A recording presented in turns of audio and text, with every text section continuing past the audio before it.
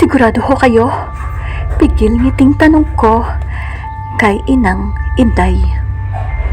Oo, 1,000 na lang yan. Iniwan lang kasi yan ng may-ari pag alis nila ng bahay. Yung bagong lipat, ayaw naman ng ganyang klase ng kama, kaya pinakuha sa akin. Mukhang bago pa ho ito Maalaga ang dating may-ari pero luma na yan. Hindi ko na papatungan na malaking halaga dahil wala naman akong puhunan dyan. At saka ilang taon na rin namang ikaw ay umuupa dito sa tapat. Alam kong matagal ka nang walang kama. Dinoble ko na lang ang gasolinang nagastos ko sa pag-pick up niyan. Sige po, kukunin ko na yan. Iniabot ko kay Inang Inday ang 1,000. Tinawag niya ang kanyang 3 tauhan para itawid ang kama sa inuupahan kong bahay. Hindi na masama. Sosyal, ano kung galing sa junk shop ni Inang Inday. At least ngayon, hindi ko na kailangan ng 4 na unan para makatulog. Nang mailagay sa aking kwarto, agad kong nilinis ang kama. Isa pala itong hospital bed.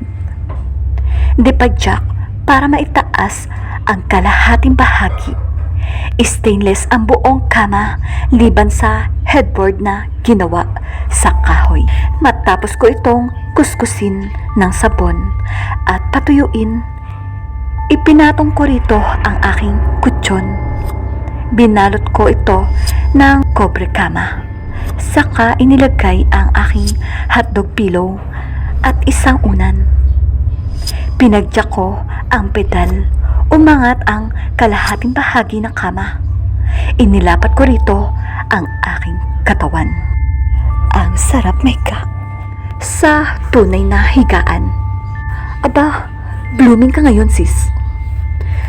Panunukso ni Indy sa akin tulad ng dati, sabay kaming nagsisipilyo sa banyo. Katatapos lang ng lunch break. Hindi na kasi ako insomniac ngayon. 1 linggo na akong nakakatulog ng mahimbing. Nakakatulog na kasi ako sa isang totoong higaan.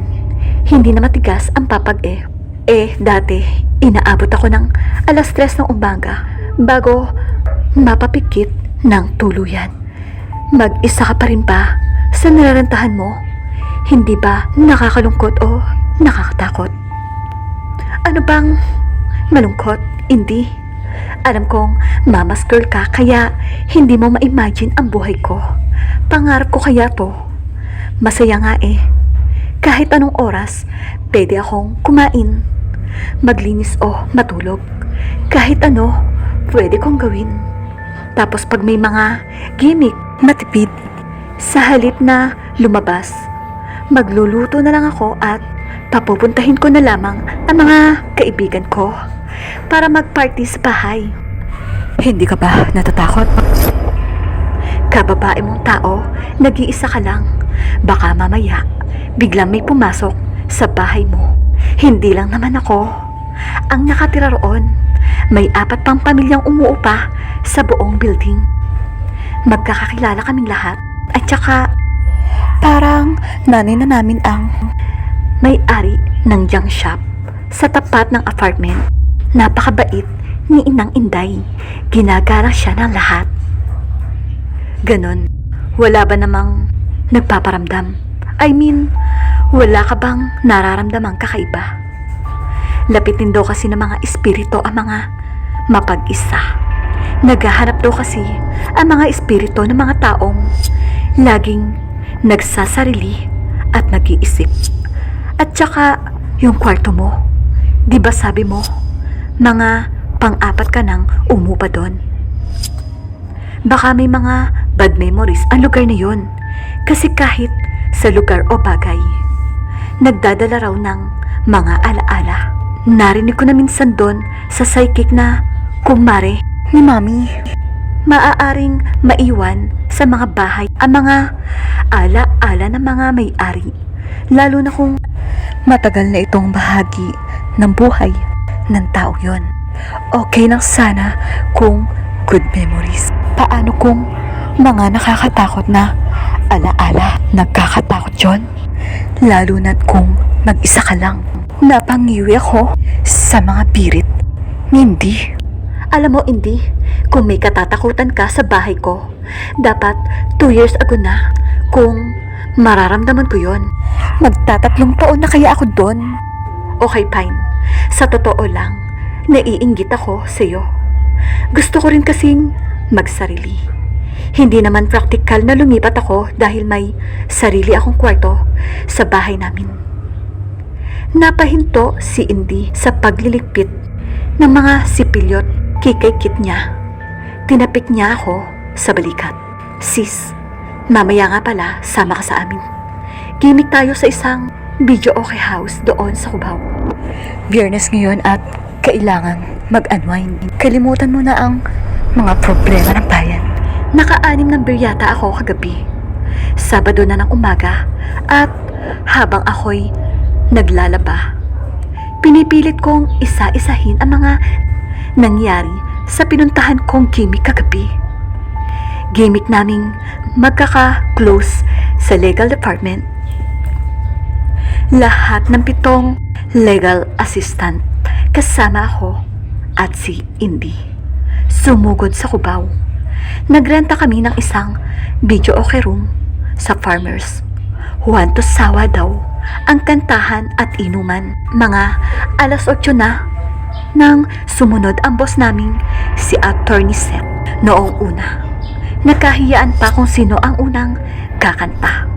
Pero nang makainom na ng tigi-isang San Miglite, nagkabukingan na. Lahat pala mga lahing palaka. Palakanta. Nag-aagawan kami sa 3 microphone. Lahat hindi magkanda-ugaga sa pagpindot sa remote control para mag-reserva sa kanya-kanyang pambatong kanta. Naghamon pa si Indy na magpataasan daw na score ang makulelat manlilibre na isang round ng beer at inihaw na pusit. Napatayo kaming lahat nang umiscore ng 81 si boss. Ang hina kasi ng boses niya. Nang mag-order si boss, lumabas muna ako para magbanyo. Nakadalawang bote na kasi ako. Habang binuksan ko ang pinto ng video okay room, parang may aninong dumaan mula sa likod at naunang lumabas sa akin. Pagtingin ko, wala naman.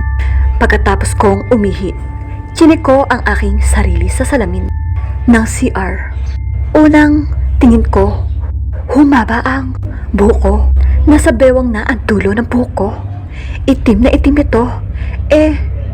Kapapakulay ko pa lamang Tiningnan ko ang aking buong katawan sa salamin. Bakit may dugo ang kaliwang kamay ko? Kinusot ko ang aking mga mata. Bumalik sa dati ang aking itsura. Ngayon lang kasi ako ulit uminom ng beer pagkatapos ng halos 1 taon. Siguro nga, guni-guni ko lang ang lahat ng mga kakaibang nakikita ko kagabi.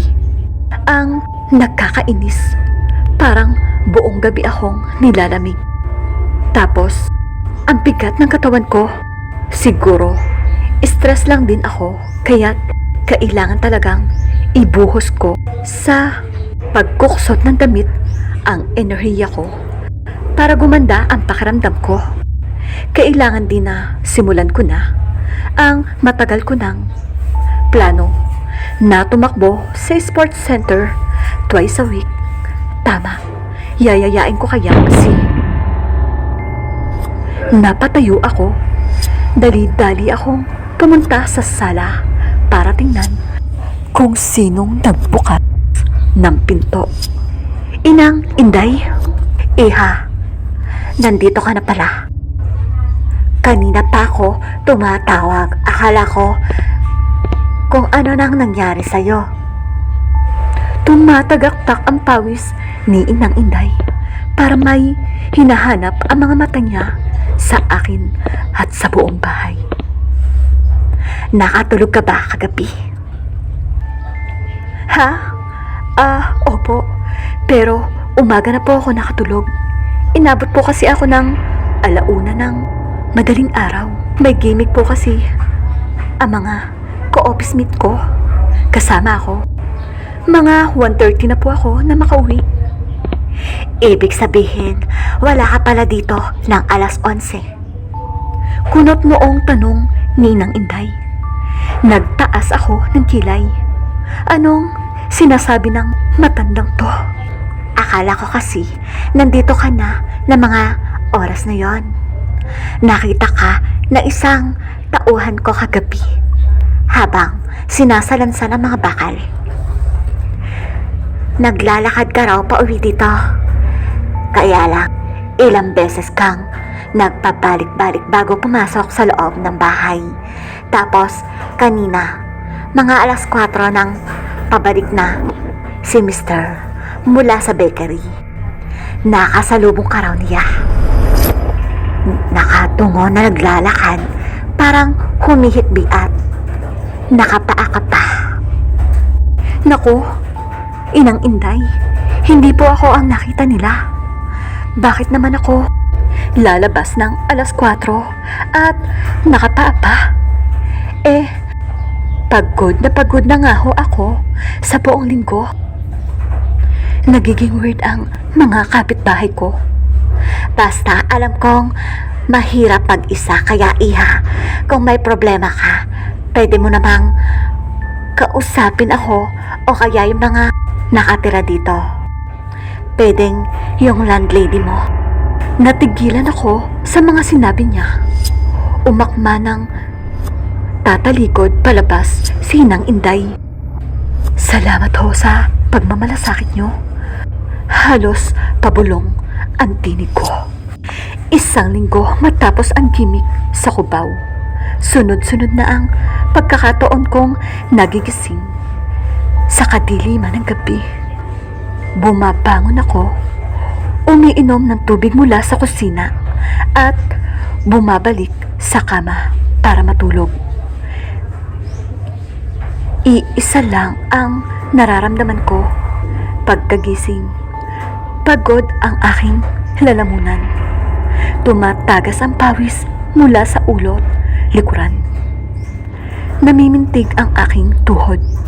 Para akong laging nakikipagkarerahan pero wala akong maalala kung paano at bakit ako nagkakaganito.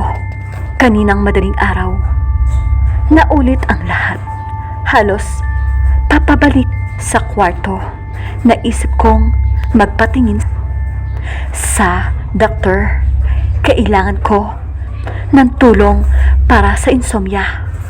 Pero pagbalik ko ng kwarto, parang may dumagan sa dibdib ko.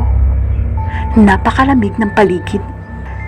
Kakapain ko na sana ang switch ng ilaw sa gilid ng pinto nang matigilan ako sa aking naaninag. May babaeng nakahiga sa aking kama. Mahimbing siyang natutulog. Yakap-yakap ang aking hotdog pillow. May kulay ang kanyang buhok. Suot niya ang aking pantulog. Namamalik mataba ko. Bakit kamukha ko ang babaeng iyon? Pigil hininga akong pumikit. Nanatili akong nakatayo sa pinto, nanlalamig at nanginginig. Nang mga moy gamot ang paligid, napadilat ako. Lumaki ang aking kwarto. Napaligiran nito ng makakapal at madudulas na kortina. Nagkaroon ng flat screen TV sa kanto ng aking aparador. Nakasabit sa kisame ang isang bilugang chandelier. Ang sahig na lapatan ng carpet. Ibinaling ko ang tingin sa kama. Naglaho na ang babaeng kamukha ko. Sa halip na isang babaeng hanggang bewang ang buhok ang nakahiga rito. May swero siya sa kaliwang kamay. Unti-unting tumidilat ang mga mata. Tumutulo ang kanyang luha. Pulang-pula ang luha. Tumingin siya sa akin. Nakakapaso ang mga mata niyang tila gripo ng dugo. Gusto kong sumigaw, pero no isang hibik wala akong masambit. Ibinuka ko ang aking bibig. Wala. Gusto kong tumakbo, umalis, pero nanigas ako. May malamig na hangin dumampi sa mukha ko. Biglang bumalik sa kwarto ko ang dating anyo nito. Naroon muli ang babaeng kamukha ko. Mahimbing pa rin nakapulupot sa hotdog pillow. Lumitaw sa gilid niya ang babaeng lumuluha ng dugo. Hinaplos niya ang buhok ng babaeng tulog. Nangalisag ang aking batok. Parang may humihimas sa aking ulo. Buong lakas akong pumikit. Napakalamig ng hangin na naghihingalong bumulong sa akin. Pinangarap kong mag-isa, pero ayaw nila. Pinilit kong gumalaw, pero pagdilat lang ang aking nagawa. Pero bago ko lubos na mabuksan ang aking mga mata, biglang uminit ang kwarto. Umaga na. Nagising akong nakahiga sa aking kama. Yakap ko ang aking hotdog pillow. Dahan-dahan akong bumangon. Nang mapako ang tingin ko sa kama, napabalikwas ako. Nagtitili ako't wala sa katinuang lumabas ng bahay. Halos lumilipad akong papunta sa junk shop ni Inang Inday.